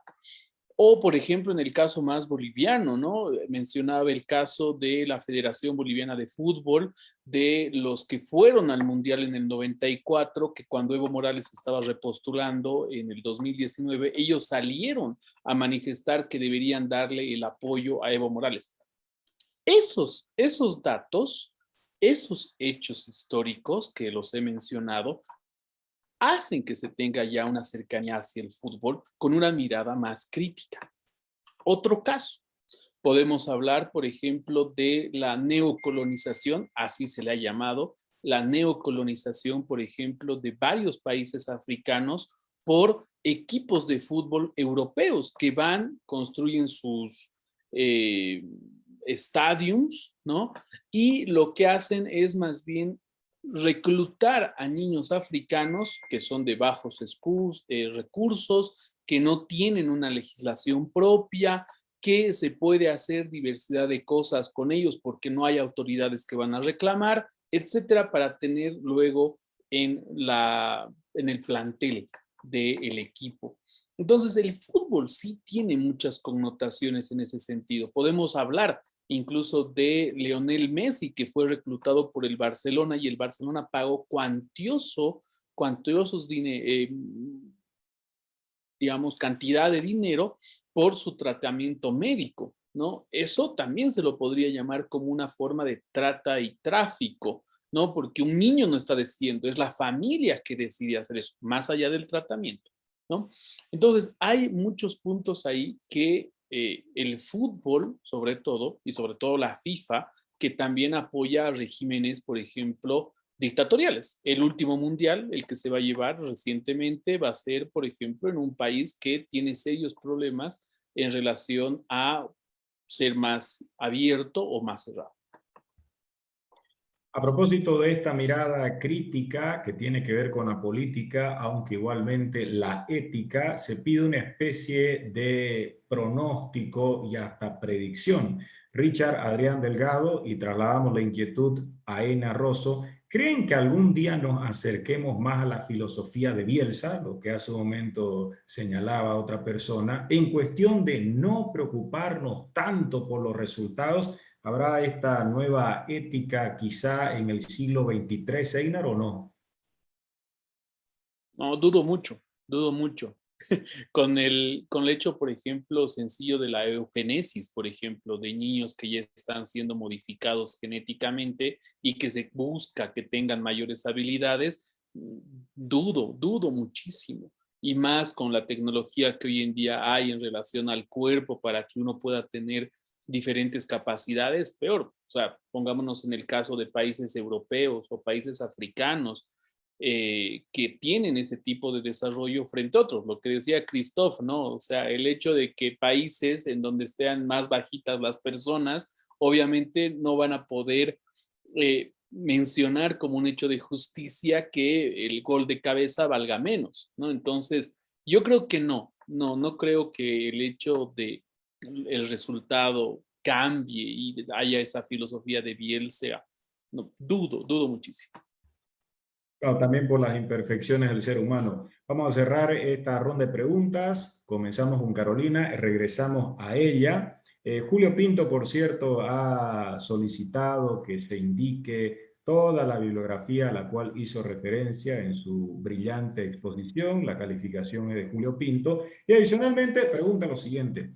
¿Usted cree que se puede generalizar los conceptos, las sensaciones, las pasiones provocadas por el deporte? ¿O es que hay alguna diferencia manifiesta de personalidad entre los que prefieren tenis, fútbol o artes marciales mixtas? El deporte moderno, dice él, debido a la discontinuidad, es hoy meramente estético, ya no hay ningún nexo con los instintos de sobrevivencia o victoria sobre el otro. Son dos cuestiones una, Carolina.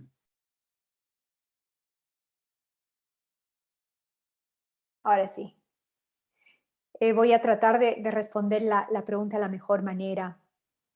Quiero volver un poco a la definición que nos daba Gumbrecht, estos elementos, y también a la idea de discontinuidad, porque eso me permite enfatizar en el hecho de que el deporte, al final de cuentas, bajo el concepto de Gumbrecht, es una estructura vacía, cuyo contenido está determinado por la época determinada y por la sociedad específica bajo la cual se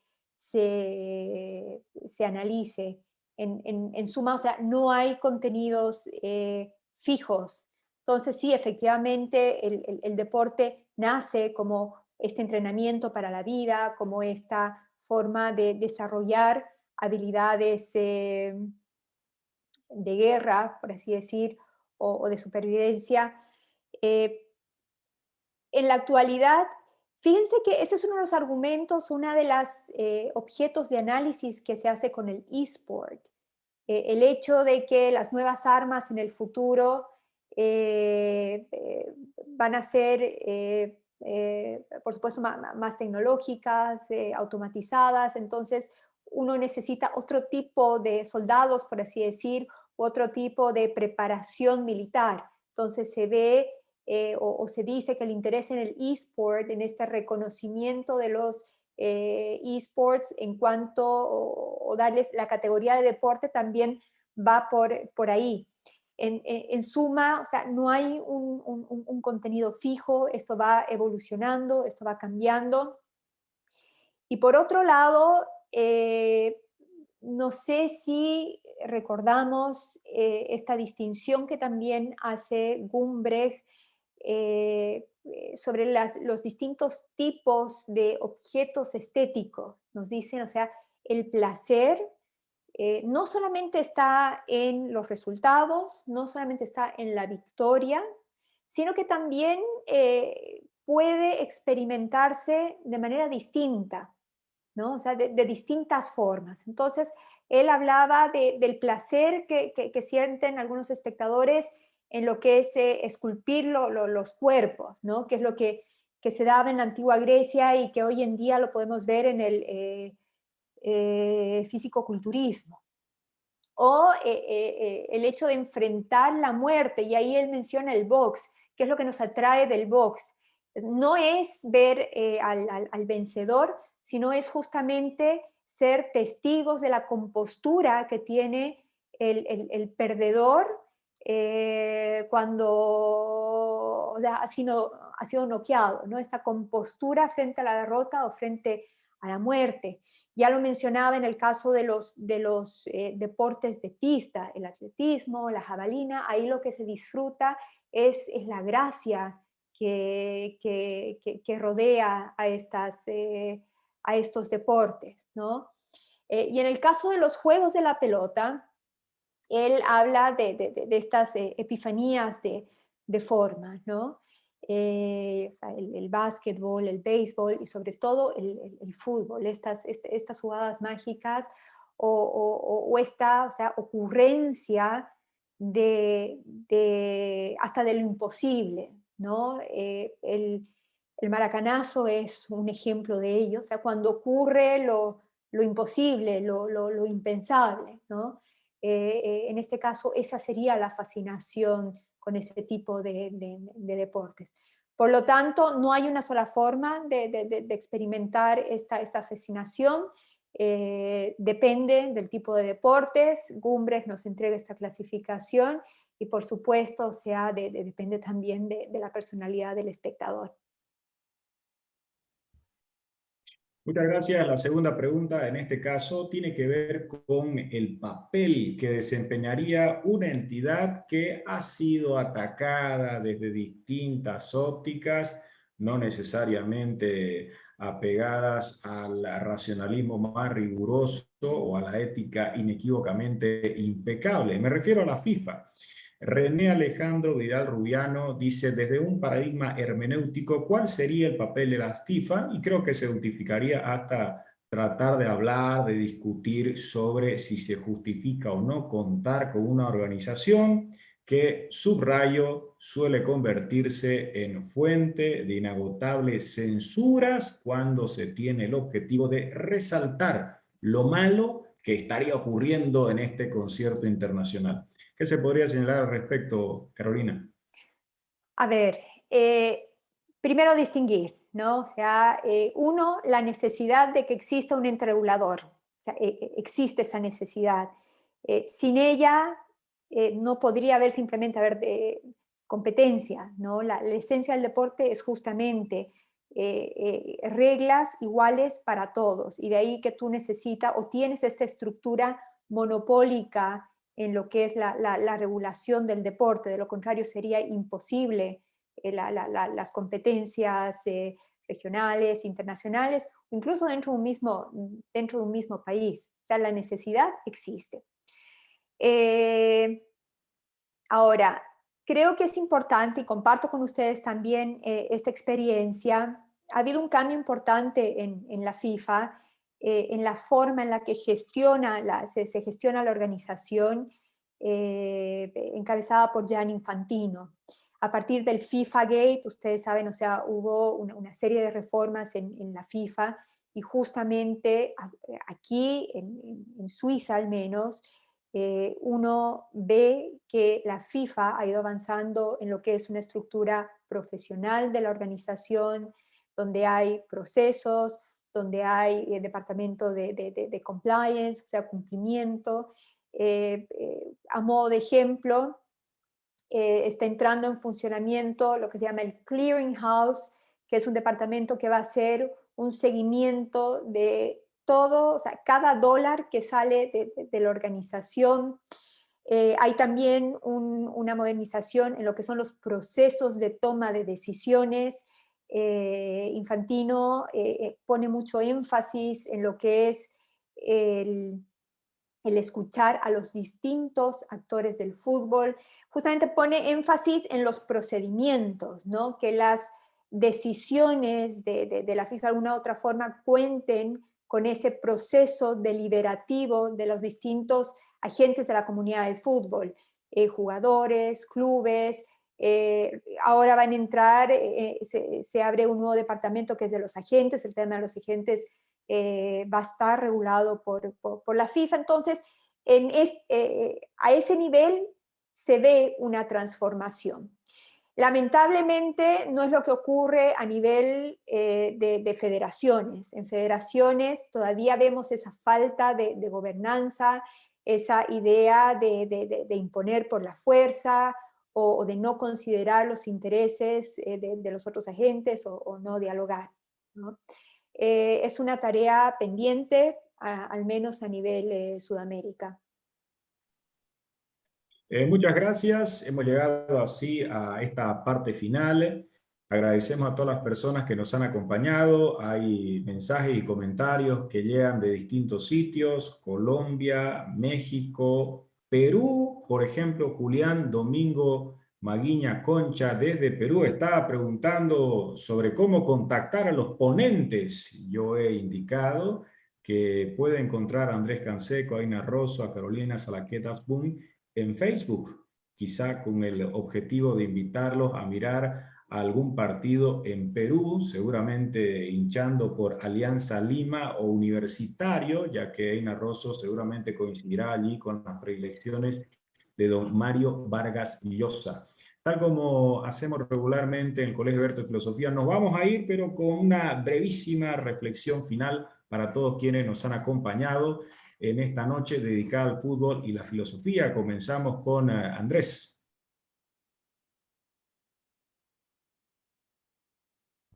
El micrófono, Andrés. Ahora sí, gracias. Yo me quedo volviendo a lo que decía, de lo que mencionaba, el tema de la identidad, los ídolos y el fracaso. Confluyen mucho en el fútbol. Es cierto que no es la única actividad en la que existe esto, ni es la única en la que las personas lo sienten de esta manera, pero que al ser tan, no solo masivo, sino tan ajustable a los tiempos y a los lugares, de poder materializarse, como les decía, en la calle que no tiene autos, hasta en un estadio de 100,000 personas, da mucho para poder reflexionar sobre este sentido. Los cambios políticos, sociales, ya lo mencionaba también Carolina, económicos, también están en el fútbol. Hay mucho interés también ahí, y por eso me parece que la charla sobre fútbol y filosofía ha sido bastante interesante. Continuamos con Einar Rosso, quien abandonó el fútbol para brillar en el mundo de la compra enfermiza de libros. Einar. No, sí, tal cual, tal cual. Y el hecho de estar en el Colegio Abierto de Filosofía también es una forma de deporte, ¿no? En el hecho de que aquí hacemos el famoso tiki-taka de la argumentación, y eso siempre es provechoso, más teniendo un público que está ahí pendiente de los goles que podemos marcar, aunque ninguno de nosotros somos contrincantes, ¿no? Entonces eso es lo provechoso. Yo quiero mencionar algo que me parece que puede calar muy bien, que puede calzar muy bien, y es, por ejemplo, en la teoría estética de Adorno, él menciona en una de sus páginas que el arte es arte y no es arte a la vez. ¿Qué quiere decir con esto? Que un objeto artístico puede tener un valor, como la Mona Lisa, pero también tiene bastante connotación histórica, tiene bastante connotación matemática, tiene bastante connotación de diferentes áreas en donde la podemos analizar a la Mona Lisa. Creo yo que lo mismo podemos hacer en el caso del fútbol.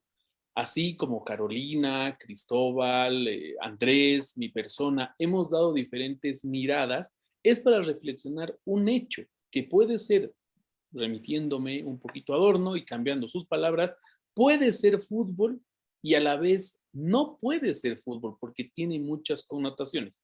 Por ejemplo, y con esto cierro, las barras bravas, por ejemplo, que hay en Argentina o Brasil, por ejemplo, que hay que poner un enmallado, ¿no? Para que las barras no entren al escenario, es muy distinto, por ejemplo, a los partidos de fútbol donde no hay mallas de ese estilo. Caso, por ejemplo, de Inglaterra, donde el público está a 2 pasos del jugador y respeta esa distancia. Eso lo podemos ver desde un punto de vista ético y, claro, incluso desde muchos principios en donde se respeta lo que decía Cristóbal, esta cuestión de lo legal, de lo jurídico, lo que tiene que corresponder. Entonces, lo que nosotros estábamos ofreciendo, Enrique, y ahí te doy la palabra para que le des a Carolina para las palabras finales, es obviamente que nosotros queremos ver estas disciplinas y otras áreas más desde diferentes enfoques. Así que muchas gracias a todos a los que nos han seguido en esta transmisión especial. Ya lo decía Einar, cerramos con Carolina, quien está en Suiza y con toda esa diferencia horaria que podría llevarla en este momento a dormirse mientras estamos conectados, pero el tema es tan fascinante que ha dejado de lado esas ordinarieces que tienen que ver con el noble acto de dormir. Carolina. Enrique, quiero finalizar con la siguiente reflexión. Uno, la idea de que el deporte y el fútbol en este caso son estructuras neutras. Al final el contenido depende de la sociedad específica, pueden ser utilizados para manipular para la manipulación política, como también puede ser utilizado de manera positiva para construir identidad o para construir el carácter de una persona. En ese sentido, yo creo, es más, tengo la convicción de que el fútbol puede ser una herramienta bastante útil para la construcción de la ciudadanía en América Latina, ¿no? Y a partir del fútbol nosotros podemos desarrollar cierta institucionalidad que lamentablemente no la tenemos a nivel político. Y finalmente, una bandera roja o una advertencia, y es que efectivamente el fútbol hoy en día es también una realidad económica, es también un negocio. El problema es cuando el negocio se desvincula no solamente de su carácter social, sino de la esencia misma del fútbol, que es esta competencia que produce esta incertidumbre del resultado, ¿no? Entonces, la entrada indiscriminada de capital al fútbol ha generado lo que es un imbalance, o sea, una falta de balance competitivo, y es esta falta de balance competitivo lo que termina con esta incertidumbre y en definitiva terminaría con lo que es el producto del fútbol, por así decir. De ahí la importancia de acompañar esta este desarrollo del negocio del fútbol con una adecuada regulación y con una adecuada gobernanza. Gracias. Muchas gracias a todos quienes nos han acompañado. Por supuesto, también queda la gratitud en cuanto a las personas que participaron, dándonos a conocer diversas ideas, sugiriendo también la lectura de valiosos autores. El próximo mes, en noviembre, regresará Per Contari, la revista del Colegio Abierto de Filosofía. Salieron 24 números de manera impecable cada 3 meses. La pandemia afectó que mantuviéramos ese nivel de excelencia editorial. Con todo, regresamos y el primer tema a tratar será precisamente fútbol y filosofía, y allí ustedes podrán leer las reflexiones de Carolina, Andrés, Einar, Cristóbal y otra gente que se sumará con el mejor de los ánimos, invitarlos a reflexionar sobre este asunto. Será hasta una próxima oportunidad cuando volvamos a ser convocados por la filosofía a fin de tocar más de un asunto que puede ser de su interés. Buenas noches. Gracias, buenas noches.